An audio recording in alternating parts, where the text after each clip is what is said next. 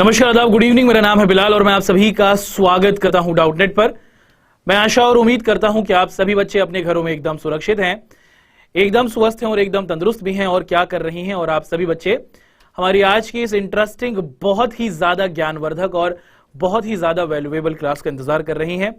हम किन के साथ बात कर रहे हैं मेरे प्यारे बच्चों? हम लोग बात कर रहे हैं क्लास 9th के प्यारे बच्चों के साथ।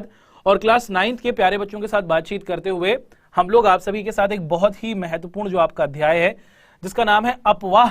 क्या नाम है भैया? अपवाह। उसका डिस्कशन करना शुरू कर देंगे। सर ये चैप्टर क्या मेरे बोर्ड के अंदर है? जी हाँ, अगर आप लोग Bihar board, UP board, MP board, Rajasthan board, Jharkhand board, CBSE board, Bharat की किसी भी बोर्ड के अंदर उपस्थित हैं तो आप सभी को पता है कि ये चैप्टर आपके ज्योग्राफी के अंदर उपस्थित है। क्लास 9th के प्यारे बच्चों के साथ हो रही है बातचीत। बहुत ही अच्छे तरीके से हम लोग इस चैप्टर को पढ़ेंगे और इसकी शुरुआत से लेकर आखिर तक सारी कहानी को आपके सामने रखना शुरू कर देंगे। 8:01 हो गया है और हमारे साथ बहुत सारे बच्चे आ गए हैं और अधिकतर बच्चे कह रहे हैं सर आप कैसे हैं? Good evening sir, good evening. एकदम बढ़िया हैं। और सर आप वापस आ गए? जी हाँ, हम वापस आ गए हैं। एक बार आप सभी बच्चे क्या करेंगे? थम्स अप दे देंगे और उसी के साथ फिर हम लोग अपनी क्लास को करना शुरू कर देंगे। What happened to you? Nothing has happened to me, I am extremely fit and fine. ठीक है, चलिए। Good evening sir, good evening sir, आप कैसे हैं? मैं बहुत बढ़िया हूं और उम्मीद करता हूं कि आप सभी बच्चे भी एकदम बढ़िया होंगे, बहुत अच्छे तरीके से अपनी जिंदगी को जी रहे होंगे। सर मैं बच्चा नहीं बच्ची हूं। ओहो ओहो, एक बच्चा कह रहा है कि सर आपने मुझे आपने को बच्ची बोलना चाहिए था, मैं बच्ची हूं, आपने मुझे बच्चा कह दिया। ठीक है जी, कोई बात नहीं। अगर आपको बच्चा से बच्ची बना दिया है तो क्लास को शुरुआत कर देते हैं, क्लास की शुरुआत कर देते हैं। Dear sir, sorry for being late. कोई बात नहीं भैया, हो जाते हैं। अधिकतर बच्चे हमारे साथ जुड़ गए हैं। क्लास 9th के जो हमारे प्यारे बच्चे हैं शुरुआत से लेकर आखिर तक इस पूरे के पूरे अध्याय को समझने की कोशिश करेंगे। आपके पेपर के अंदर यहां से बहुत सारे सवाल बनते हैं, इसी वजह से हम लोग इस चैप्टर को बहुत ही ध्यान से, बहुत ही ज्ञानवर्धक तरीके से, बहुत ही महत्वपूर्ण तरीके से आपके सामने रखेंगे। क्लियर रहा? चलिए, आप सभी बच्चे अपने साथियों को, दोस्तों को, अपने मित्रों को बता दो कि सर डाउटनेट पर क्लास हो रही है। 8:02 हो गए हैं। हमारे साथ ऐप पर भी और डाउटनेट की यूट्यूब क्लास पर भी बहुत सारे बच्चे हैं। सर मैं तो कक्षा 10वीं का हूं, क्या देख सकता हूं? देख सकते हैं, किसी भी प्रकार की कोई दुविधा, कोई रोकथाम, कोई रुकावट नहीं है। चलो शुरुआत कर देते हैं आप सभी के साथ अपवाह इस प्यारे से चैप्टर के बारे में। और अगर हम लोग आपसे पूछें कि अपवाह क्या होती है ना, अगर मैं आपसे जानना चाहूं कि अपवाह क्या होती है, अब ये अफवाह नहीं है, ये अपवाह है। क्या आप में से किसी के पास कोई आइडिया है, कोई जानकारी है? अगर आप लोग बताना चाहें सर ये कौन सा चैप्टर है। कोमल कुमारी आप देख सकती हैं, यहां पर चैप्टर का नाम लिखा हुआ है, अभी अभी हमने आपको बताया है, इस चैप्टर का नाम है अपवाह। तो बता दीजिए अपवाह जो है उससे आप लोग क्या समझते हैं? What do you mean by अपवाह? Can you explain? Sir MCQ के क्वेश्चंस भी करा दीजिएगा। ठीक है बेटा, क्लास के आखिर में आपको क्विज के सवाल मिलेंगे। बता दीजिए क्या लगता है आप सभी को। जल्दी से देखते हैं कि हमारे प्यारे बच्चे इसका क्या आंसर देना शुरू कर देंगे। क्लास 10th के बच्चे अगर यहां पर हैं तो वो देख सकते हैं, बहुत ही ज्ञानवर्धक बातें सीखने को मिलेंगी। ज्ञान हमेशा फायदेमंद रहता है, ये कभी आपको नुकसान नहीं देता। बहुत ही बढ़िया। सर यूपी बोर्ड की रेटशीट कब आएगी? ठीक है ठीक है ठीक है ठीक है। चलिए शुरुआत कर देते हैं यहां पर आप सभी के साथ। और जब हम लोग अपवाह की बात करते हैं तो अपवाह का सीधा सरल मतलब आपको क्या दिखता है? अपवाह का सीधा सरल मतलब दिखता है आपको कि भैया नदी है, नदी में पानी है और पानी बह रहा है। ठीक है, आप क्या देखते हैं कि नदी है, नदी के अंदर आपको पानी दिख रहा है और पानी का क्या है बच्चों? बहाव, या फिर पानी का बहना ही अगर हम लोग कहना चाहें सीधे सरल शब्दों में तो इसको हम लोग अपवाह कहते हैं। क्या कहते हैं? अपवाह कहते हैं। चलिए, ये तो हमने अपवाह के शब्द को आप सभी के सामने रखने की कोशिश की। अब यहां से हम लोग आप सभी के साथ ये समझने की कोशिश करेंगे कि आज की क्लास में आप और मैं क्या पढ़ेंगे। हमारी आज की क्लास में हम लोग कुछ इन महत्वपूर्ण बिंदुओं को आप सभी के सामने रखने वाले हैं। सबसे पहले अपवाह के बारे में जानेंगे कि भैया अपवाह आखिर होता क्या है। उसके बाद फिर हम लोग भारत में अपवाह तंत्र को समझने की कोशिश करेंगे। फिर हम लोग भारत के अंदर पाई जाने वाली 2 प्रकार की नदियां हैं मेरे लाल पीले नीलो। एक को कहा जाता है हिमालय की नदियां और दूसरे को कहा जाता है प्रायद्वीपीय नदियां। तो हम लोग हिमालय की नदियां और उसी के साथ साथ जो आपकी प्रायद्वीपीय नदियां हैं इसको आप सभी के सामने डिस्कस करने की कोशिश करेंगे। ठीक है, एक बार आप सभी क्या करेंगे? जल्दी से थम्स अप दे देंगे और उसी के साथ फिर हम लोग अपनी आज की इस क्लास को आप सभी के समक्ष रखना शुरू कर देंगे। तो अपवाह की बात हो रही है, भारत में अपवाह तंत्र की बात करेंगे, हिमालय की नदियां और प्रायद्वीपीय नदियां, इनके बारे में हम लोग आप सभी के साथ डिस्कशन करना शुरू कर देंगे। जल्दी से, है ना, एक बार थम्स अप दे दीजिए। फिर हम लोग आप सभी के साथ सर पॉलिटिकल साइंस भी पढ़ा दीजिएगा। ठीक है जी, पॉलिटिकल साइंस पढ़ा देंगे, चुनावी राजनीति अच्छा चैप्टर आपने बताया। ठीक है, एक बार जल्दी से थम्स अप दोनों तरफ, ऐप पर भी और यूट्यूब पर आप सभी बच्चे दे देंगे और उसी के साथ फिर हम लोग अपनी क्लास को शुरू कर देंगे। Okay sir, we are ready. ठीक है, जल्दी से आप लोग क्या करेंगे, थम्स अप देंगे और फिर हम लोग अपनी क्लास को आप सभी के समक्ष रखना शुरू कर देंगे। गुरु तो वो है जो मोमबत्ती की तरह खुद जलकर सभी को रोशनी फैला देते हैं। बहुत अच्छी बात कही अंशु बेटा आपने, ठीक है। सर अभी तक क्लास 10th क्यों हो रही है? बेटा ये क्लास 10th नहीं है, क्लास 9th की हो रही है। आप शायद थोड़ी दुविधा में पड़ गए हैं। एक बार देखें जरा यूट्यूब पर कितने बच्चे उपस्थित हैं हमारे साथ, है जी, एक बार देख लें सर। ठीक है, चलो सभी बच्चे हमारे साथ मौजूद हैं एंड एवरीबॉडी इज रेडी। सो अपनी क्लास को आगे बढ़ा देते हैं और यहां पर बहुत ही अच्छे तरीके से हम लोग अफवाह की सारी कहानी को पढ़ते हैं। देखिए, जल का नदियों नालों में जलधाराओं के रूप में बहना, याद कर लो, देख लो और समझ लो कि जो आपका जल है या तो आपको नदियों में दिखेगा, या तो वो नालों में दिखेगा, या अलग अलग जलधाराओं में दिखेगा। उसका जो बहना होता है उसी को हम लोग अपवाह कहते हैं। क्या है कि जो पानी का बहना है, पानी का जो फ्लोट होना है, पानी का जो बहना है, उसी को हम लोग क्या कहते हैं, उसी को हम लोग सीधे सरल तौर पर क्या कहते हैं, अपवाह कहते हैं। और अपवाह शब्द को अभी अभी हमने आप सभी के सामने रखा। अच्छा, ये जो आपका अपवाह शब्द है ये एक क्षेत्र के नदी तंत्र की व्याख्या करता है कि बहुत सारी जब आपकी नदी होती है, आप क्या देखते हैं कि जब कोई नदी होती है तो आप लोग क्या देखते हैं कि एक नदी मुख्य तौर पर बहुत सारी मुख्य धाराओं से बनी होती है। ठीक है, अब आप क्या देखते हैं कि ये एक नदी यहां पर जा रही है। चलो जी, हम लोग क्या करते हैं, आपको अच्छे तरीके से यहां पर समझाने की कोशिश करते हैं। ये एक नदी जा रही है, ठीक है, यहां पर पानी बह रहा है और इसके साथ साथ आप क्या देखते हैं, छोटी छोटी और भी नदियां या फिर छोटे छोटे पानी के स्रोत आकर मिल गए। होता हुआ दिख रहा है आपको? जी हाँ, ये आपको क्या दिख रहा है कि यहां पर एक नदी है और नदी के साथ आप क्या देख रहे हैं कि छोटे छोटे उसके साथ क्या है बच्चों, और नदियां आके जुड़ रही हैं। इसी को हम लोग क्या कहते हैं, नदी तंत्र कहते हैं। नदी तंत्र का मतलब हुआ कि एक बड़ी नदी बह रही है और उसके साथ आप देखते हैं कि छोटी छोटी नदियां आकर मिल जाती हैं। इसी को हम लोग नदी तंत्र कहते हैं। आज की क्लास में अभी अभी हमने दो शब्दों को पढ़ा मेरे भाई।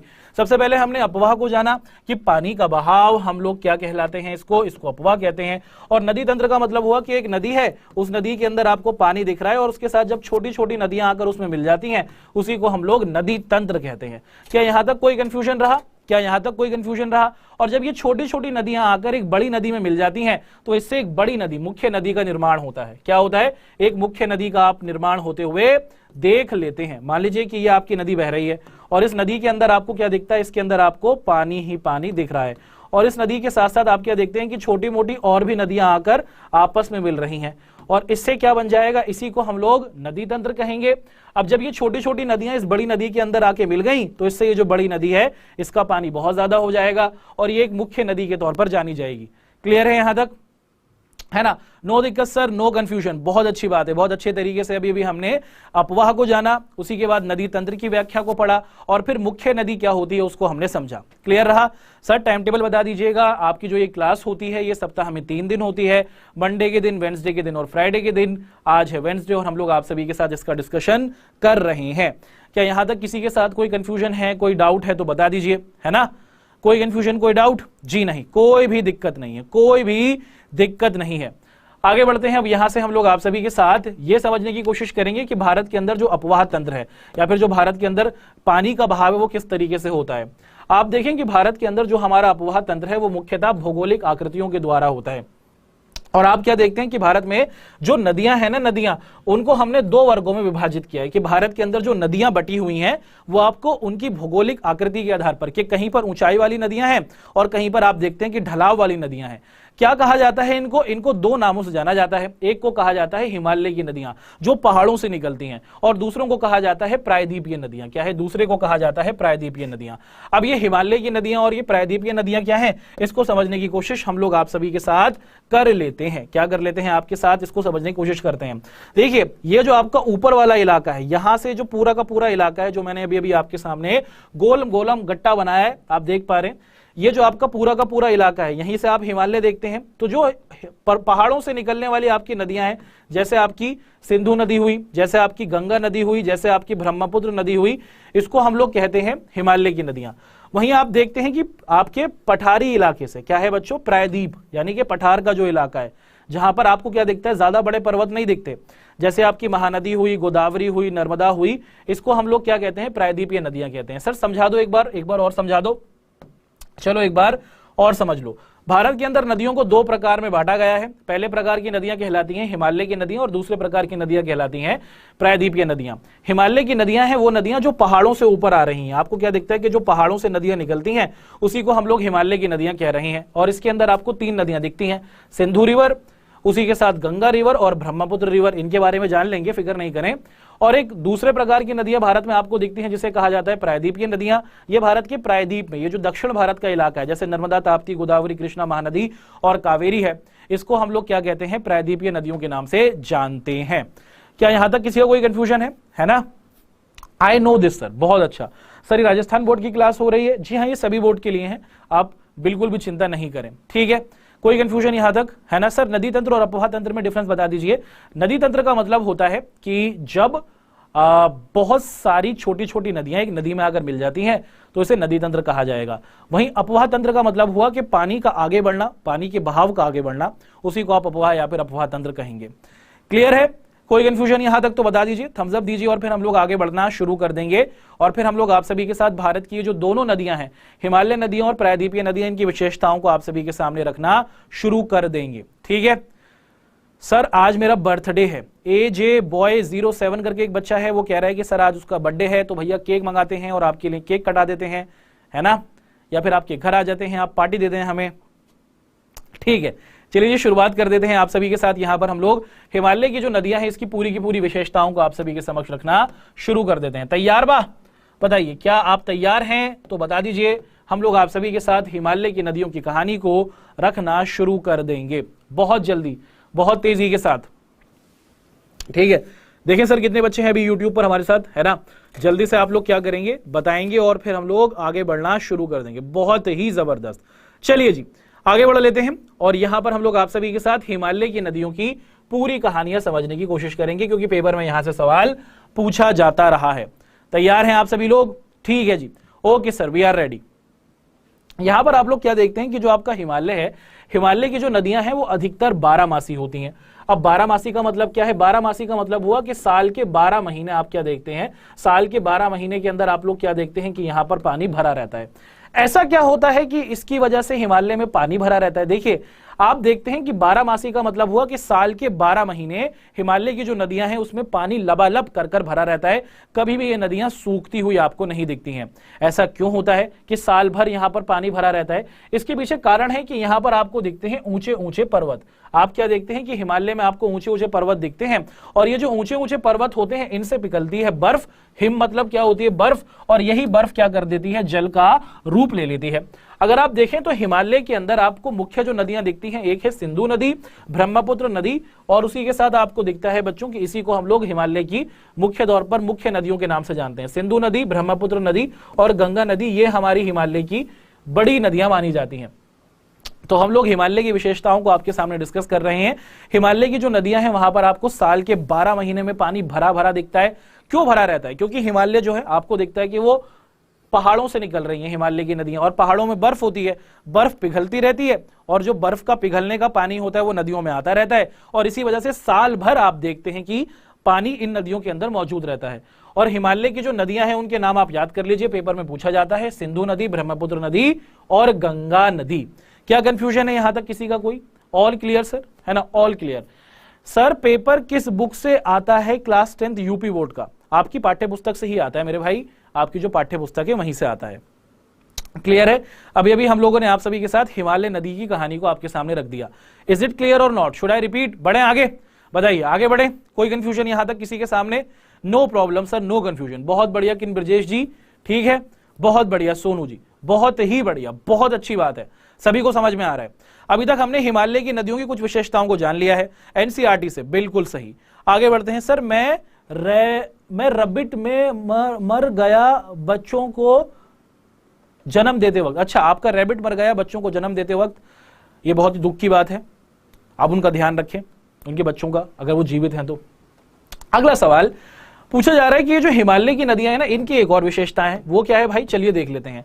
अब ये जो आपकी हिमालय की नदियां हैं ना भाई, ये इतनी पावरफुल होती हैं कि ये पहाड़ों को काट देती हैं। क्या कर देती हैं? कि पहाड़ आपको दिख रहा है, पहाड़ के एकदम बीच से निकलती हुई दिख जाएंगी। इतनी पावरफुल होती हैं हिमालय की नदियां, क्योंकि ऊपर से आ रही होती हैं। तो आपकी हिमालय की नदियां बहुत पावरफुल होती हैं, ये पर्वतों को काटकर गार्जों का निर्माण कर लेती हैं। अब ये गार्जो क्या होता है? पेपर में सवाल आएगा, आप घबरा जाएंगे। चलिए समझ लेते हैं। देखिए गार्जो का मतलब हुआ, यहां पर आप देख पा रहे हैं अच्छे तरीके से, आप क्या देख पा रहे हैं? आप यहां पर अच्छे तरीके से देख पा रहे हैं कि एक तरफ ये पहाड़ है ना, आप क्या देख पा रहे हैं, आप अच्छे तरीके से यहां पर देख पा रहे हैं कि एक तरफ ये पहाड़ है और दूसरी तरफ ये पहाड़ है, और बीच से आपको क्या दिख रहा है, बीच से आपको पानी निकलते हुए दिख रहा है। तो आप देख पा रहे हैं कि पानी का बहाव इतना ज्यादा था कि इसने पहाड़ के बीच से रास्ता निकाल लिया। जब पानी का बहाव इतना ज्यादा होता है हिमालय की नदियों का, ये पहाड़ों के बीच से अपना रास्ता निकाल लेती हैं, और इसी रास्ते को क्या कहा जाएगा, इसी को हम लोग गार्जों के नाम से जानते हैं। क्या कहा जाता है इसे हम लोग गार्जों के नाम से जानते हैं। तो गार्ज क्या है कि भैया पर्वत है, पर्वत के बीच से पानी आया और उस पानी ने अपना रास्ता बना लिया, इसे ही हम लोग गार्जों के नाम से जानते हैं। एक और बात, आपकी ये जो हिमालय की नदियां हैं, ये जहां से शुरू होती हैं, हिमालय से शुरू होती हैं पहाड़ों से, और हिमालय से शुरू होती हुई समुद्र तक गिरने में लाखों आपको क्या दिखता है, हजारों किलोमीटर का सफर तय करती हैं। बहुत लंबी यात्रा ये तय करती हैं। आपकी जो हिमालय की नदियां होती हैं, हिमालय से शुरू होती हैं, और हिमालय से जब ये समुद्र में गिरती हैं, चाहे अरब सागर में गिरे या फिर बंगाल की खाड़ी में, बहुत लंबा समय ये तय करती हैं। और अपने मार्ग के अंदर ये क्या करती हैं, ये बहुत सारे क्या करती हैं बच्चों, ऊबड़ खाबड़ रास्तों से होते हुए गुजरती हैं। क्लियर रहा? क्या यहां तक कोई कंफ्यूजन है? सर आप रोज लाइव आते हैं? जी हां, हम सप्ताह में 3 दिन, मंडे के दिन, वेडनेसडे के दिन और फ्राइडे के दिन आते हैं। आज वेडनेसडे है तो आपके सामने आ गए हैं 8 बजे, और जुम्मे को आएंगे अब तो फ्राइडे के दिन। रिवर पत्थर को काटकर गार्जों का निर्माण होता है। बहुत बढ़िया सोनू जी, बहुत बढ़िया सोनू जी। आपके लिए तो अब क्या करना पड़ेगा, आपके लिए तो तारीफ करनी पड़ जाएगी, आपके लिए तो बहुत अच्छी बात कहनी पड़ जाएगी। बहुत अच्छा आंसर दिया आपने, बहुत ही अच्छा आंसर दिया आपने। क्लियर है? यहां तक कोई कंफ्यूजन? भाई हिमालय की नदियां बहुत पावरफुल हैं, जब वो आती हैं तो जो पहाड़ होता है उसके बीच में से रास्ता निकाल के चली जाती हैं, और इसी रास्ते को हम लोग गार्जों के नाम से जानते हैं। और हिमालय की नदियां जहां से शुरू होती हैं, जब तक वो समुद्र में गिरती हैं, बहुत लंबा समय तय करती हैं, और इसी वजह से ये क्या करती हैं, ऊबड़ खाबड़ रास्तों से, मैदानी इलाकों से भी होते हुए गुजरती हैं। सर एक बार हिमालय के विभाजन को समझा दीजिएगा। क्या मैं आखिर में बता दूं क्लास के, है ना, आखिर में डिस्कस कर लेंगे, अभी अफवाह वाले पॉइंट को डिस्कस कर लेते हैं। आपने अच्छी बात पूछी है, क्लास के आखिर में जवाब दे देंगे इसका। ठीक है मेरे भाई? क्लियर है? अच्छा सवाल रहा। Good evening sir, good evening, good evening, good evening. अरे ये सब देर से काहे आए हैं सर? 8:15 होती है। चलो भैया ऐप वाले बच्चे जो हमारे आए हैं इनको क्लियर कर देते हैं। हमारी क्लास शायद आपको 8:15 पर दिखती है, मैं आपको बता दूं कि 8:15 पर नहीं है। ये कितने बजे है सर? मेरे लाल पीले नीले गुलाबी हरे संतरी, आपकी क्लास का टाइम होता है 8 बजे, तो आप थोड़ी सी देर से आप आए हैं, शायद नोटिफिकेशन पहुंचने में देरी हो गई होगी। आप हमेशा तैयार रहिएगा, क्लास 8 बजे तय होती है, आप 8 बजे आ जाया करें। बहुत से बच्चे आ गए थे, है ना? सर ये ड्रेनेज वाला चैप्टर चल रहा है क्या? जी हाँ मेरे सचिन जी। चलिए अब आगे बढ़ते हैं, हिमालय की नदियों की कुछ और विशेषताओं को आप सभी के समक्ष जानना और पढ़ना शुरू कर देते हैं। अगर आप देर से आए तो क्लास खत्म होने के बाद जो शुरुआत का पार्ट है उसे देख लीजिएगा। ठीक है? क्लियर रहा यहां तक? कोई कंफ्यूजन रहा? चलिए जी फोकस कर लेते हैं यहां पर। सर आप बहुत अच्छा पढ़ाते हैं, धन्यवाद जी। अब यहां पर हिमालय की नदियों की कुछ और विशेषताओं को देखते हैं। देखिए जब आपकी हिमालय की नदियां मध्य और निचले भागों में आती है, यानी कि मैदानी भागों में आती है, तो ये विसर्प गोखुर झील में बदल जाती है। अब आप कहेंगे कि सर ये विसर्प क्या है, ये गोखुर क्या है, समझा दीजिए। चलिए समझने की कोशिश करते हैं। देखिए हिमालय जो है आपको क्या दिखता है कि ये पहाड़ों से आ रहा है, आपकी नदियां पहाड़ों से जब ये नदियां क्या करती हैं, मैदानी भागों में आती हैं, तो मैदानी भागों में आने के बाद ना ये अलग अलग रूप ले लेती हैं। कैसे? इसको समझाने के लिए मैं आपके सामने इस चित्र को लेकर आया हूं, इसको आप लोग ध्यान से समझेंगे तो आपके लिए समझना आसान रहेगा। अब आप क्या देखते हैं कि ये यहां पर क्या रहा, मान लीजिए हिमालय है और हिमालय से नदी चल रही है, और जब ये मैदानी भाग में आई आपको क्या दिख रहा है कि मैदानी भाग में आते हुए ये आपका नदी रही, आराम से चल रही है, नदी चल रही है, चल रही है। अब ये मैदानी भाग में आई, मैदान जहां से हुआ, जहां से आपको क्या दिखता है कि पर्वत खत्म, ढलाव आपको क्या दिखता है, कम होता हुआ दिखता है, मैदानी भाग आ गया। और मध्य भाग यानी कि मैदानी भाग में आकर आपको क्या दिखता है कि ये सीधे सरल तौर पर कैसी हो जाती है, आपको दिखता है कि ये विसर्प बन जाती है। विसर्प का मतलब क्या है? जैसे सांप चलता है ना, ऐसे चलता है, ऐसे तो चलता है सांप। जी हाँ, हिमालय की नदियां जब मैदानी भाग में आती हैं तो जो उसकी चाल होती है, वो कैसी हो जाती है, वो एक सांप के तरीके से आपको चलती हुई दिखती है, उसे ही विसर्प कहते हैं। क्या कहते हैं? जब आपकी हिमालय की नदियां मैदानी भाग में आई और मैदानी भाग में आने के बाद आपको दिखता है कि उसकी चाल ऐसे हो गई जैसा सांप चलता है, उसी को हमने विसर्प कहा। क्या कहा मेरे भाई? उसी को हमने विसर्प कहा। क्लियर है? अब मैदानी भाग से भी जब ये और नीचे जाती है, मैदानी भाग से भी जब ये और नीचे जा रही होती है समुद्र की तरफ, तो क्या हो जाता है कि ये ना अलग अलग रूपों में बढ़ जाती है। आपको क्या दिखता है कि यहां तो ये सांप के तरीके से चल रही थी, विसर्प, है ना। और उसी के साथ आप लोग क्या देखते हैं कि आगे जाकर ये अलग अलग टुकड़ों में बदल जाती है, कुछ यहां पर हो जाती है, कुछ एक छोटी सी झील यहां बन जाती है, एक झील ऐसी बन जाती है।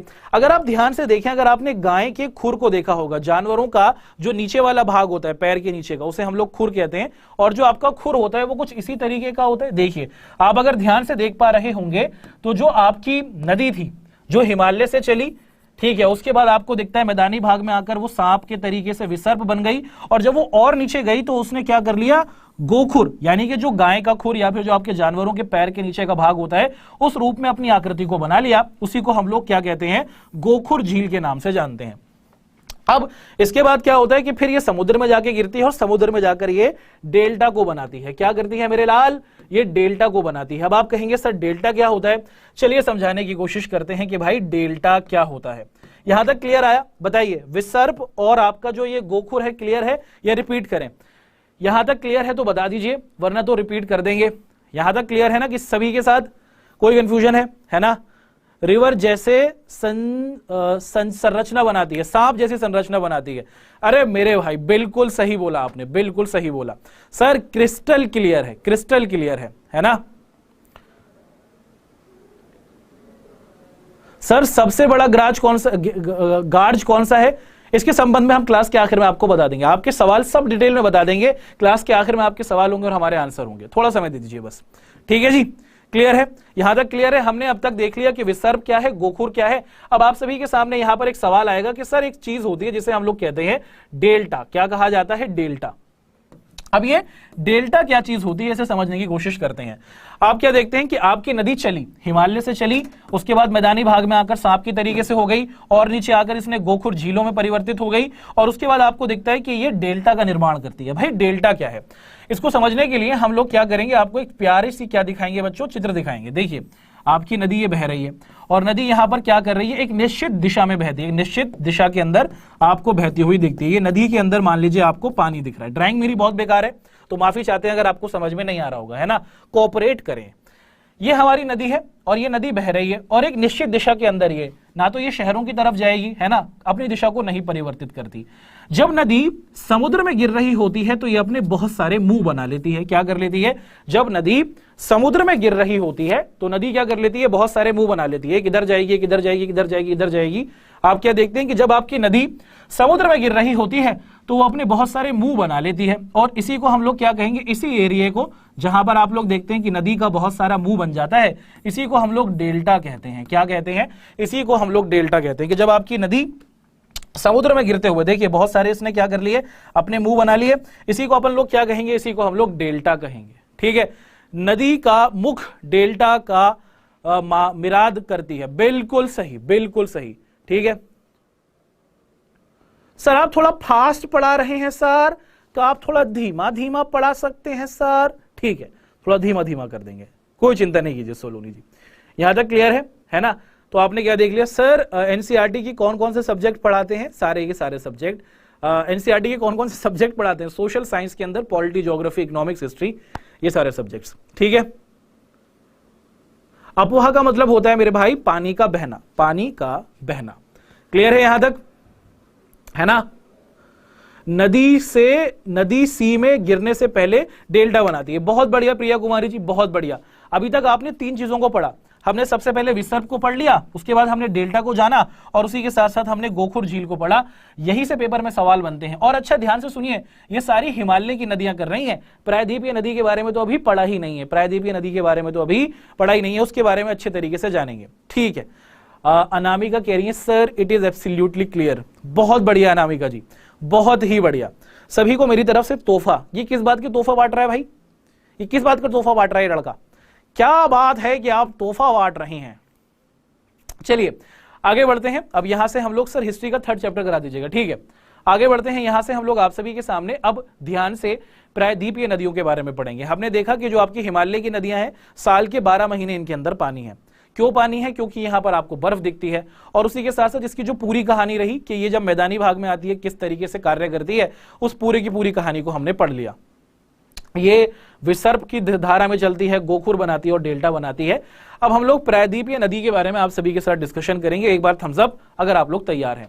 East and west Bilal sir is the best. ओहो, तारीफ हो गई मेरी। चलिए एक बार आप लोग थम्स अप देंगे और उसी के साथ फिर हम लोग आप सभी के साथ क्लास को शुरू कर देंगे, यानी कि प्रायद्वीपीय नदियों की कहानी को आपके सामने डिस्कस करना शुरू कर देंगे। क्लियर है? बहुत जबरदस्त। ठीक है, एक बच्चा कह रहा है कि सर मुझे प्रश्न आ रहा है। प्रश्न आ रहा है? इस बच्चे को सवाल कैसे आ सकता है? ये बच्चा ऐसे कह सकता है कि सर हमें बहुत जोर से सवाल आया है, सर हमारा आंसर दे दो। ऐसा थोड़ी हो सकता है कि आपको सवाल आ सकता है ना। चलिए शुरुआत कर देते हैं।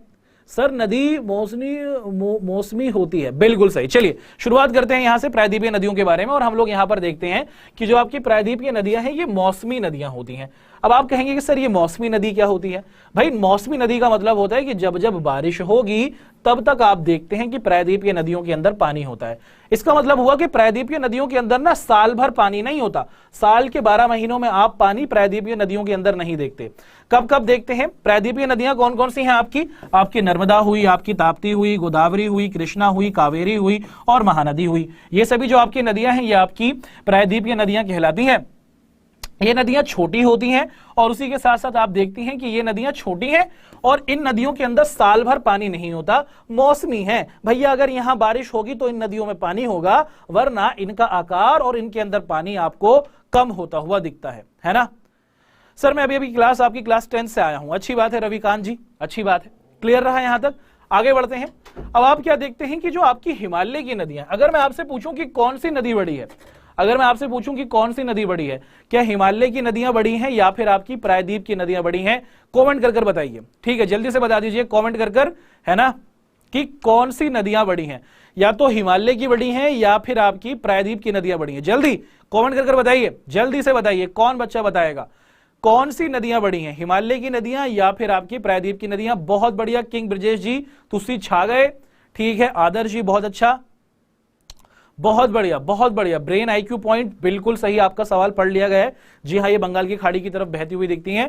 और यहां पर आप सभी को पता है कि सबसे बड़ी जो नदियां हैं वो आपकी हिमालय की नदियां हैं, यानी गंगा नदी हो गई, आपकी सिंधु नदी हो गई और ब्रह्मपुत्र नदी हो गई। ये जो आपकी प्रायद्वीपीय नदियां हैं ये तो छोटी मोटी हैं, नन्ही मुन्नी हैं, प्यारी प्यारी हैं, मासूम है। कितने बच्चे हैं अभी यूट्यूब पर सर एक बार देखना चाहेंगे? बहुत ही जबरदस्त। चलिए जी, अब यहां से हम लोग क्या देखते हैं कि जो आपकी ये प्रायद्वीपीय नदियां हैं ना, प्रायद्वीपीय नदियां, इनकी एक विशेषता है। वो क्या है कि प्रायद्वीपीय नदियां छोटी हैं। प्रायद्वीपीय नदियां, इनकी लंबाई और क्या है, ये छोटी हैं। हिमालय की नदियां काफी बड़ी बड़ी हैं। उसी के साथ साथ आप देखते हैं कि इनमें कुछ केंद्रीय उच्च भूमि से निकलती हैं तथा पश्चिम की तरफ बहती हैं। क्या होता है आपकी जो प्रायद्वीपीय नदियां हैं, क्या होता है कि कुछ जो आपकी नदियां हैं ये क्या होती हैं, ये पश्चिम दिशा की तरफ बहती हैं। कुछ जो आपकी प्रायद्वीपीय नदियां हैं ये पश्चिम दिशा की तरफ बहती हैं। इसको हम लोग कहते हैं उत्तर दिशा, इधर को बोला जाता है भैया पूर्व दिशा, इधर को कहा जाता है भैया पश्चिम दिशा, है ना, पश्चिम दिशा। और नीचे वाले को अपन लोग कहते हैं दक्षिण दिशा। क्या कहते हैं? दक्षिण दिशा। नॉर्थ, उसी के साथ ईस्ट, इसको कहा जाता है वेस्ट और इसे कहा जाता है साउथ। कुछ जो आपकी प्रायद्वीपीय नदियां हैं वो पश्चिम दिशा की ओर क्या करती हैं बच्चों? आपको दिखता है कि पश्चिम दिशा की ओर ताप्ती और नर्मदा ये पश्चिम दिशा की ओर बहती हैं, पश्चिम दिशा की ओर गिरती हैं, यानी कि अरब सागर में गिरती हैं। उसके अलावा दूसरी सभी बे ऑफ बंगाल में गिरती हैं। क्या कहानी है हम आपको आगे समझा देंगे। यहां पर आप बस इतना समझ लीजिए कि जो आपकी प्रायद्वीपीय नदियां हैं ये आकार में छोटी होती हैं और कुछ प्रायद्वीपीय नदियां क्या करती हैं, पश्चिम दिशा की ओर भी जाती हैं। दिशाएं तो आपको समझ में आ गई हैं, है ना। सर कावेरी नदी के बारे में बता दीजिएगा। हर एक नदी की एक एक विशेषता को आपके साथ बताएंगे। सिंधु, गंगा, ब्रह्मपुत्र, कावेरी, कृष्णा, गोदावरी, नर्मदा, तापी, सब के बारे में बताएंगे मेरे लाल। ठीक है सर, राजस्थान बोर्ड के लिए कुछ स्पेशल क्लास करा दीजिएगा, मैं आपको तोहफा दे रहा हूं। ओहो, लालच दे रहा है ये लड़का हमको। ठीक है भैया, करा देंगे। ठीक है, आगे बढ़े। यहां तक क्लियर रहा, है ना। प्रायद्वीप की नदियों के बारे में पढ़ा। अब हम लोग क्या करेंगे, हिमालय की जो आपकी नदियां हैं मुख्य तौर पर कौन सी, उसके बारे में डिस्कशन कर लेंगे। और उसमें हमारी जो सिंधु नदी है उसको हम लोग आपके सामने रखने की कोशिश करेंगे। ठीक है, अभी तक हमने प्रायद्वीपीय नदियों की कहानी को आपके सामने रख लिया, प्रायद्वीपीय नदियों की विशेषताओं को जाना। सबसे पहले अपवाह तंत्र को पढ़ा। उसके बाद हमने देखा कि भारत में दो प्रकार की नदियां हैं, प्रायद्वीप की नदियां और हिमालय की नदियां। हिमालय की नदियों की विशेषताओं को पढ़ लिया और प्रायद्वीप की नदियों की विशेषताओं को पढ़ लिया। अब इनके अंदर भी अलग अलग नदी है। अब हर एक नदी की विशेषताओं को जानेंगे क्योंकि पेपर में यहीं से सवाल आपको बनते हुए दिखते हैं। जी हाँ, वर्ल्ड की सबसे बड़ी नदी आपको दिखता है कि नील नदी, नाइल नदी है, बिल्कुल सही। चलिए, क्या आप लोग तैयार हैं? हिमालय की सबसे महत्वपूर्ण नदी जो है जिसको हम लोग इंडस रिवर कहते हैं या फिर सिंधु नदी के नाम से जानते हैं। तैयार हैं इसको पढ़ने के लिए? बताइए, क्लियर है तो एक बार थम्स अप देंगे और उसी के साथ फिर हम लोग आप सभी के साथ इंडस रिवर की कहानी आप सभी के साथ डिस्कस करना शुरू कर देंगे। Can I get a thumbs up? ठीक है, जल्दी से आप लोग थम्स अप देंगे। दक्षिण भारत की नदियों को प्रायद्वीपीय नदियां क्यों कहा जाता है? क्योंकि वो वहीं पर पड़ती हैं। भाई प्रायद्वीप का मतलब क्या है? प्रायद्वीप का मतलब है तीन तरफ से पानी। अब ये जो पूरा का पूरा इलाका है, यहां पर तीन तरफ से पानी है। यहां पर आपको दिखता है इंडियन ओशन, यहां पर आपको दिखता है बे ऑफ बंगाल, बंगाल की खाड़ी, और यहां पर दिखता है अरब सागर। तो ये तीन तरफ से पानी है और यहां पर जो बहने वाली नदियां हैं उसको प्रायद्वीपीय नदियां कहा जाएगा क्योंकि वो प्रायद्वीप में है। अच्छा सवाल था वैसे, क्लियर है? चलो शुरुआत कर देते हैं। सब बच्चों ने थम्स अप दे दिया है और यहां पर हम लोग क्या देखते हैं, सिंधु नदी के बारे में आप सभी के साथ बात करेंगे। हिमालय के अंदर तीन नदियां हैं मेरे भाई, सिंधु, गंगा और ब्रह्मपुत्र। और ये तीनों नदियां कहां से निकलती हैं? ये तीनों नदियां हिमालय से निकलने वाली नदियां हैं। और ये नदियां क्या हैं? ये बहुत लंबा रास्ता तय करती हैं और ये क्या करती हैं, इनके साथ कुछ इनकी ट्रिब्यूटरीज भी होती हैं, यानी कि सहायक नदियां भी होती हैं। गंगा की भी सहायक नदी है, ब्रह्मपुत्र की भी सहायक नदी है, सिंधु की भी सहायक नदी है। तो आप देखते हैं कि हिमालय से निकलने वाली तीन बड़ी नदियां हैं, ब्रह्मपुत्र, गंगा और सिंधु। और आप ये देखते हैं कि ये तीनों की तीनों नदियां बहुत लंबी हैं और इनके साथ छोटी मोटी नदियां इनके आकार को क्या करती हैं, मदद करती हैं ताकि ये बड़ी बन जाए। अब पेपर में एक सवाल पूछा जाता है कि सहायक नदी क्या होती है, उसको समझ लो। भाई सहायक नदी उस नदी को कहा जाता है जो किसी नदी के साथ क्या करती है, मिलकर उस नदी को मजबूत बना देती है ना। जैसे आप देखते हैं कि गंगा नदी है, गंगा नदी के साथ बहुत सारी सहायक नदियां हैं। और आप देखते हैं कि सोन नदी गंगा नदी की एक सहायक नदी है। ऐसे ही सिंधु नदी के बारे में पढ़ेंगे तो तब आप देख लेंगे कि एक नदी बह रही है, बड़ी एक नदी बह रही है, इसके साथ छोटी छोटी नदियां आकर जब मिल जाती हैं, इसी को हम लोग क्या कहते हैं, इसी को हम लोग सहायक नदियों के नाम से जानते हैं। क्लियर रहा यहां तक, है ना। अब सिंधु नदी की विशेषताओं को आपके सामने जानेंगे। Sir ji sorry for being late, कोई बात नहीं सर, एसएसटी को याद करने में मुश्किल होती है। मेरे भाई याद करना ही नहीं है, किसी भी चीज को अगर आप याद करने बैठेंगे तो आप उसको याद कर ही नहीं सकते, चीज को समझना है। क्या कभी आपने ऐसा किया कि सर गाना सुनेंगे, एपी ढिल्लन का ना गाना आया है, इसको याद करेंगे, है ना। और सर मूवी आई है बाहुबली, इसको याद करेंगे, कटप्पा ने बाहुबली को क्यों मारा, इसको ना याद करेंगे। नहीं, आपको कभी भी किसी भी चीज को याद नहीं करना, आपको समझना है। जैसे आप अभी समझ रहे हैं, मैं आपको बता रहा हूं, आप ध्यान से सुन रहे हैं और आपका पूरा फोकस मेरी आवाज के ऊपर है और जो मैं बातें आपको बता रहा हूं आप उसे सुन रहे हैं। ध्यान से सुनिएगा कि जब भी आप लोग किसी भी चीज को पढ़ें, चाहे पॉलिटिकल साइंस हो, ज्योग्राफी हो, इकोनॉमिक्स हो, हिस्ट्री हो, मैथ हो, इंग्लिश हो, कोई सा भी सब्जेक्ट हो, उसको आप लोगों को समझना है और समझने के बाद अपने शब्दों में एक्सप्लेन करना है। अभी आप लोग 9th में हो, 10वीं, 11वीं, 12वीं और फिर कॉलेज, आज से 4 साल बाद आप सभी लोग कॉलेज के अंदर बैठे होंगे। क्या वहां पर भी याद करोगे? मेरे भाई याद नहीं किया जाता, कक्षा 11वीं 12वीं में याद नहीं किया जाता, समझा जाता है और फिर एक्सप्लेन किया जाता है। और किसी चीज को लंबे समय तक अगर आपको रिमेंबर रखना है, यानी कि आपने जो चीज पढ़ी वो आपको याद रहे, उसके लिए आपको क्या करना पड़ेगा, उसको मल्टीपल टाइम्स पढ़ना पड़ेगा। तो ध्यान से सुनिए, करना क्या है मेरे भाई। सर बाहुबली नहीं, पुष्पा मूवी आई है। अरे भैया हमारे टाइम पे बाहुबली मूवी आई थी, अब तो पुष्पा मूवी भी आई है ना। समझ में आया आपको? तो यही सारा का सारा खेल है। क्या है सारा का सारा खेल? यही है कि जब भी कोई मूवी आती है, आप बैठते थोड़ी हो कि मम्मी जरा कॉपी किताब देना मैं लिख लूं, पुष्पा है, पुष्पा के साथ उसकी क्या है, उसकी हीरोइन है और एक विलन है। आप लिखते थोड़ी हैं, आप याद थोड़ी करते हैं, आप सुनते हैं, समझते हैं, फिर आपको याद हो जाती हैं चीजें। ऐसी ही चीजों को समझेंगे तो आपको चीजें याद हो जाएंगी। किसी चीज को समझो और अपने शब्दों में एक्सप्लेन कर दो, यही सारा खेल है। सर जी आपसे जब से पढ़ रहा था देखता हूं तब से लगता है कि पॉलिटी में कम सोसाइटी बना जाऊंगा। ठीक है सचिन जी, बहुत बढ़िया। हेलो सर, आप मेरा नाम नहीं लेते हैं कभी, सिंह जी आपका नाम ले लिया गया है। अब यहां पर हम लोग सिंधु नदी तंत्र की कहानी को आप सभी के सामने डिस्कस करना शुरू कर देते हैं। आपका ये जो सिंधु नदी है ये कहां से पैदा होता है? ये मानसरोवर झील। अब ये मानसरोवर झील कहां है? मानसरोवर जो आपका पर्वत है जो तिब्बत में पड़ता है, वहीं पर आपको देखते हैं कि सिंधु नदी का उद्गम होता है। क्या होता है आप ध्यान से सुनिएगा। सबसे पहला सवाल पेपर में पूछा जाता है, सिंधु नदी कहां से पैदा होती है? भाई भारत से पैदा नहीं होती, ये तिब्बत से क्या होता है, इसका उद्गम होना शुरू हो जाता है और फिर ये पश्चिम दिशा की ओर, देखिए ये आपकी उत्तर दिशा हुई, उसी के साथ आपको दिखता है कि ये आपकी पश्चिम दिशा हुई। तो आप लोग क्या देखते हैं कि आपका जो सिंधु नदी है वो उत्तर में पैदा हुई और उसके बाद फिर वो पश्चिम दिशा की ओर बढ़नी शुरू हो जाती है।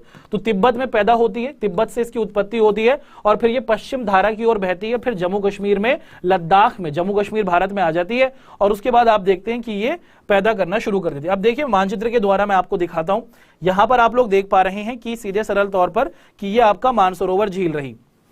मानसरोवर झील से इसकी शुरुआत होती है, उसके बाद फिर ये पहुंच जाती है लद्दाख। ये रहा आपका लद्दाख, भारत में इसकी एंट्री हो गई। और भारत में आ जाने के बाद फिर ये पश्चिम दिशा की ओर, ये उत्तर दिशा है मेरे भाई, यहां पर आपको पता है कि ये आपकी पूर्व दिशा है, यहां पर आप सभी को पता है कि ये आपकी पश्चिम दिशा है ना। तो याद रखिएगा। तो आपने क्या देखा कि मानसरोवर झील से ये पैदा होती है सिंधु नदी, उसके बाद फिर ये पश्चिम दिशा की ओर जा रही है, और पश्चिम दिशा की ओर जाकर ये भारत में आती है लद्दाख में, उसके बाद फिर ये आगे जाएगी पाकिस्तान की तरफ। पूरी कहानी इसको पढ़ेंगे। और जब ये क्या करती है, जब ये भारत में आ जाती है ना, तो ये भारत में आने के बाद सुंदर सुंदर गार्जों को बनाती है।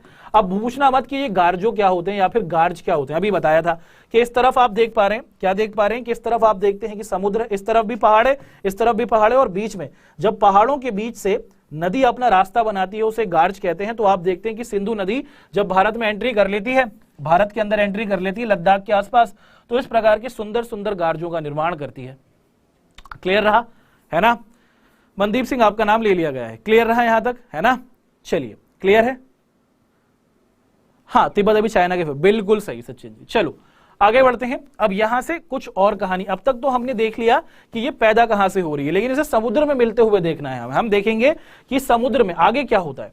फिर आप देखते हैं कि भारत में पहुंचने के बाद क्या हुआ, ये तो हमने देख लिया। फिर ये भारत से पहुंचती है आगे, कहां जाती है, भारत से ये पहुंचती है आगे। और आप लोग क्या देखते हैं कि फिर ये सिंधु नदी क्या है, बलूचिस्तान और गिलगित के रास्ते से बहती हुई कहां पहुंच जाती है, ये फिर आपको बाहर निकलती हुई दिखती है। आप देखते हैं कि ये तिब्बत से शुरू हुई, मानसरोवर पार्क से, उसके मानसरोवर झील से, उसके बाद फिर ये कहां पहुंच जाती है, फिर ये भारत पहुंचती है लद्दाख में, फिर ये पाकिस्तान की तरफ पहुंचनी शुरू कर देती है। और यहां पर आकर क्या होता है, इसके साथ ना 5 छोटी छोटी नदियां मिल जाती हैं। सिंधु नदी के साथ छोटी छोटी 5 नदियां आ जाती हैं। कौन कौन सी आप देख पा रहे हैं, एक नदी ये रही, दूसरी नदी ये रही, तीसरी ये रही, चौथी ये रही, 5 ये रही। 5 छोटी छोटी नदियां आकर मिल जाती हैं सिंधु नदी के साथ। ये हमारी सिंधु नदी बह रही है, सिंधु नदी के साथ ये 5 छोटी छोटी नदियां आकर कहती हैं कि हम आप में मिलने के लिए तैयार हैं। कौन कौन सी, सतलुज, ब्यास, रावी, चिनाब और झेलम। ये 5 नदियां हैं जो सिंधु नदी के साथ कहती हैं कि आजा, मुझे अपने साथ मिला ले, और ये मिल जाती हैं। क्या हो जाता है, आप देखते हैं कि मिल जाते हैं। सर हमारा माइंड गंदी चीजों और भद्दे सॉन्ग्स में जल्दी चला जाता है, पढ़ाई पर ध्यान नहीं जाता। बहुत अच्छा सवाल पूछा बेटा आपने करण मीना जी। हो सके तो आप क्या करें, जब पढ़ाई करें, अधिकतर जो आपका समय हो अपने परिवार के साथ आप निकालें। देखिए हर किसी के साथ होता है, और एक बहुत ही अच्छा सवाल आपने पूछा है, ये सभी के साथ होता है, लेकिन आपने डेयर की, आपने हिम्मत किया कि आपने सवाल को पूछा। जब भी आपके दिमाग में कुछ ऐसे ख्यालात आए जिसको देखकर आपका मन विचलित हो, तो आप अधिकतर समय अपने माता पिता के साथ या फिर घर वालों के साथ बिताएं, और कोशिश करें कि आप जो आपके ये भेड़ंगे से सॉन्ग है इसकी तरफ आप ना जाएं, है ना। सबके साथ होता है भाई, बस आपको ध्यान रखना है कि आप अधिकतर सराउंडेड रहें अपने घर वालों के साथ। जब आप एकांत में होते हैं ना, आपको पता होगा, तभी आपका दिल चाहता है ऐसा करने का। तो आप सबके साथ रहेंगे, तब आप उस चीज की तरफ नहीं जाएंगे जो मैं समझाना चाह रहा हूं आपको, है ना। ये करें आप। अब यहां पर आपने देख लिया कुछ इस तरीके से चलती है। उसके बाद आपको क्या दिखता है कि फिर ये सिंधु नदी क्या पहुंच जाती है, पाकिस्तान के अंदर आपको पहुंचती हुई दिख जाती है। फिर आपको क्या दिखता है कि ये फिर कराची के अंदर गिर जाती है। यहां से शुरुआत हुई इसकी, तिब्बत से भारत में पहुंचती है लद्दाख। उसके बाद आपको दिखता है कि पाकिस्तान में पहुंचने के बाद 5 नदियां, झेलम, चिनाब, सतलुज और रावी इसके साथ मिल जाती हैं। और फिर ये कराची के अंदर क्या दिखता है, कराची का जो आपका इलाका है वहां पर ये क्या दिखती है, अरब सागर में गिर जाती है। अब ये जो इतनी लंबी यात्रा तय करी, ये कितनी लंबी है, 2900 किलोमीटर लंबी। आपकी जो सिंधु नदी है वो 2900 किलोमीटर लंबी यात्रा तय करती है, और ये विश्व की बहुत सी लंबी नदियों में से एक नदी मानी जाती है। और यहां पर हमने आप सभी के साथ अपनी सिंधु नदी को बहुत ही अच्छे तरीके से पढ़ा। सर पेपर में मानचित्र आता है, जी हां पेपर के अंदर मानचित्र आता है ना। बनाने को नहीं आता, चीजें ढूंढने, जगह ढूंढने के लिए आता है। और यहां से हमने देख लिया कि कहां से शुरुआत हुई थी भाई इसकी, और कैसे ये समुद्र के अंदर गिरी। तिब्बत से शुरू होती है, तिब्बत से फिर ये भारत पहुंचती है लद्दाख। इसके बाद पाकिस्तान में इसके साथ 5 छोटी छोटी नदियां मिल जाती हैं, जिसको हम लोग कहते हैं रावी, चिनाब, सतलुज और आपकी झेलम। उसके बाद फिर ये पहुंचती है पाकिस्तान, कराची से फिर ये कहां गिर जाती है, कराची शहर से ही अरब सागर में गिर जाती है। 2900 किलोमीटर लंबी ये यात्रा तय करती है, और ये दुनिया की सबसे लंबी नदियों में से एक नदी मानी जाती है। आज की क्लास में हम लोगों ने किसको पढ़ा, हमने अपवाह के बारे में पढ़ा, भारत में अपवाह तंत्र के बारे में पढ़ा, हिमालय की नदियों और प्रायद्वीपीय नदियों के बारे में पढ़ा, और सिंधु नदी तंत्र को आप सभी के सामने डिस्कस किया। तो क्या हमारी क्लास खत्म हो रही है? जी हां, अब हम लोग क्या करेंगे, आप सभी को लेके चलेंगे क्विज की ओर। हो जाइए तैयार। आप सभी के सामने आज की क्लास के अंदर हमने जो भी बिंदुओं को पढ़ा है उससे रिलेटेड क्विज के सवाल आने वाले हैं। क्या आप लोग तैयार हैं? इंग्लिश में होता है, इंग्लिश में नोट होता है। संदीप जी मैं समझ नहीं पाया आप क्या कह रहे हैं। क्या आप लोग तैयार हैं क्विज के लिए? भैया क्विज के सवाल आएंगे आप सभी के सामने और आप सभी बच्चे मंत्रमुग्ध हो जाएंगे, आपको पता ही नहीं चलेगा कि आपने किन चीजों को पढ़ लिया। सर 2025 में आईपीएल खेलेगा, टीवी में आएगा।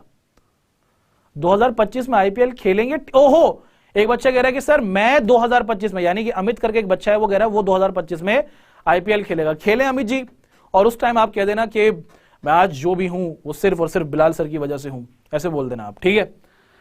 अगला सवाल, यहां पे पहला सवाल पूछा जा रहा है कि हिमालय की नदियों से संबंधित इनमें से कौन सा कथन सही नहीं है। आपके सामने 4 बातें लिखी गई हैं, आपसे पूछा जा रहा है कि इनमें से कौन सा कथन है जो सही नहीं है, वो आपको पकड़ लेना है। बस जल्दी से क्या करो, ये बता दो कि हिमालय नदियों के बारे में एक बात है जो झूठी है, उस झूठी बात को, जो गलत बात है उसको आप लोगों को पकड़ लेना है। हिमालय की नदियों में से इनमें से कौन सी बात आपको सही नहीं लगती? 4 ऑप्शन है, जल्दी से। ये ऑप्शन ए हो गया, ये ऑप्शन बी हो गया, ये ऑप्शन सी हो गया और ये ऑप्शन डी हो गया। तो बताइए कि आपके हिसाब से सही ऑप्शन आपको कौन सा दिखता है? जल्दी से आप लोग सही ऑप्शन को चूज करेंगे। बी है सर, बी है सर। सर क्विज नहीं आया भैया, पोल वोल नहीं आएगा, बस आपको क्या कर देना है, कमेंट में आंसर को लिख देना है, ठीक है। बहुत जबरदस्त, बहुत जबरदस्त। सही आंसर आपको पता है, आपके सामने 4 ऑप्शन से, कमेंट में आप लोगों को आंसर बताना है। राम राम जी। चलिए सही आंसर क्या है मेरे लाल पीले नीलो गुलाबी हरे संतरी? आपको पता है कि जो आपकी हिमालय की नदियां हैं उसमें 12 महीने पानी होता है, सही बात है। उसी के साथ हिमालय की नदियां उत्तर भारत के वृहद मैदान को पूरा करती हैं, ये भी सच बात है। हिमालय की नदियां मैदानी भाग में गोखुर और क्या करती हैं, झीलों का निर्माण करती हैं, ये भी सही बात है, अभी भी पढ़ा है। हिमालय की नदियां केवल वर्षा के समय में पानी देती हैं, ऐसा तो नहीं है, साल के 12 महीने इसमें पानी होता है। तो ये जो आपकी बात है ऑप्शन बी यहां पर गलत बनता है, इसको आपको ढूंढ लेना था। अगला सवाल, जब कोई छोटी छोटी नदियां बड़ी नदी में आपस में मिल जाती हैं तो उसे क्या कहते हैं?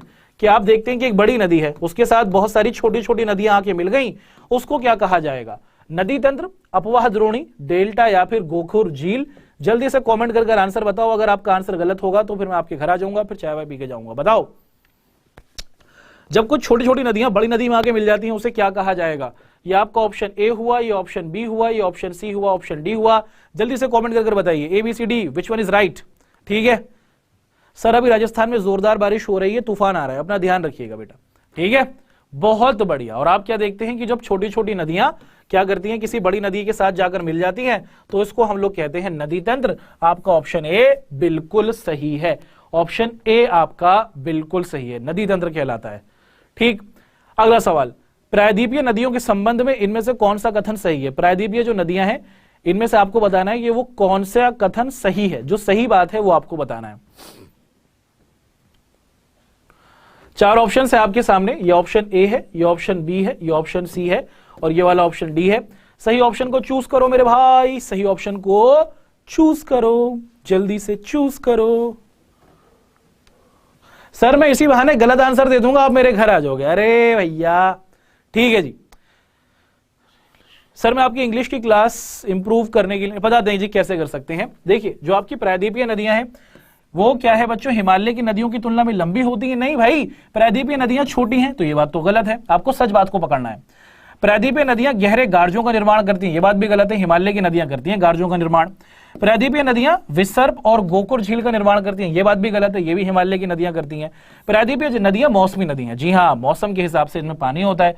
कभी ये एकदम क्या हो जाती है, मौसम की वजह से जब बारिश होती है तो इनमें पानी होता है, वर्षा पर निर्भर करती है, वरना ये सूख जाती हैं, ये शुष्क हो जाती हैं। ऑप्शन डी आपका बिल्कुल सही बनता है, ऑप्शन डी बिल्कुल सही, option D is the right option. Priya ji तुस्सी छा गई। अगला सवाल, सिंधु नदी का उद्गम या फिर इसकी उत्पत्ति कहां से होती है? सिंधु नदी जो है आपकी, ये कहां से पैदा होती है ये बतानी है। आपसे पूछा जा रहा है हिंदकुश पर्वतमाला, हिमालय पर्वतमाला, कारकोमा पर्वतमाला या फिर कैलाश पर्वतमाला? जल्दी बताइए। कैलाश पर्वतमाला, वहीं पर आपको दिखता है कि मानसरोवर झील है, मैंने आपको हिंट भी दिया। 4 ऑप्शंस आपके सामने हैं, ये ऑप्शन ए है, ये ऑप्शन बी है, ये ऑप्शन सी है और ये ऑप्शन डी है, which is going to be the right option? जल्दी जल्दी। कैलाश पर्वतमाला बिल्कुल सही, कैलाश पर्वतमाला यहीं पर माना जाता है कि भगवान शिव रहा करते हैं और यहीं से आप क्या देखते हैं कि सिंधु नदी का उद्गम होता है। क्या हमने आप सभी के साथ अपने क्विज के क्वेश्चंस को कर लिया? जी हां, मुबारकबाद, मिठाइयां बंटवा दो।